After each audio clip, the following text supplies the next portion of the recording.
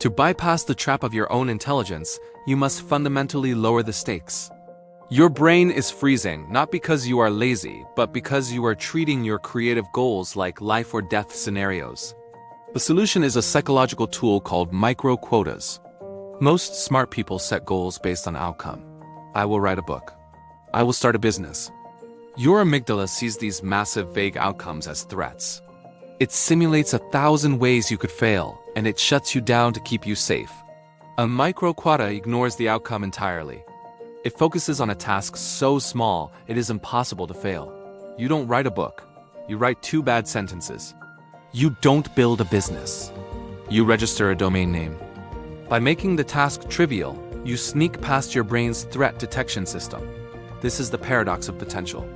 We assume that high intelligence means high achievement.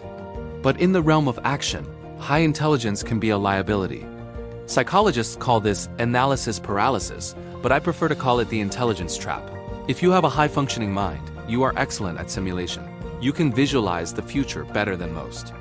When you think about starting that new project, you don't just see step 1. You see step 10, step 50, and step 100. You see the criticism, the financial risk, and the emotional toll. You suffer the pain of failure before you have even begun.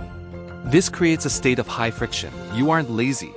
You are exhausted from fighting a war that is only happening inside your head.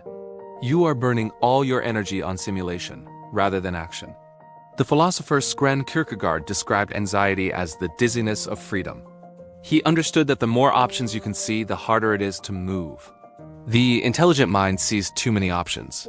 It sees every path not taken. This is why you feel stuck. You are terrified that by choosing one path, you are killing the others. So you choose nothing. You stay in the safe harbor of potential. As long as you don't start, you are still the person who could be great. The moment you start, you risk proving that you are merely average. This is the ego's defense mechanism. It prefers the fantasy of perfection over the reality of progress. To escape this, you must be willing to be stupid. You must be willing to produce work that is below your standard. This is where the micro-quota returns. Your goal for this week isn't to be brilliant. It is simply to exist. Set a quota so low it feels ridiculous. Read 1 page. Do 1 push-up. Write 1 line of code. When you do this, you shift your dopamine reward system. You stop getting dopamine from dreaming about the result and start getting it from the act of showing up. You build an evidence trail that proves to your nervous system, I am safe. I am moving. Your potential is meaningless if it stays in your head. The world doesn't reward what you could do. It rewards what you do. Don't let your intelligence talk you out of your life. Lower the bar. Do the small thing. And do it today. If you want to unlock a deeper understanding of how your mind works, subscribe to see clearly. I'll see you in the next one.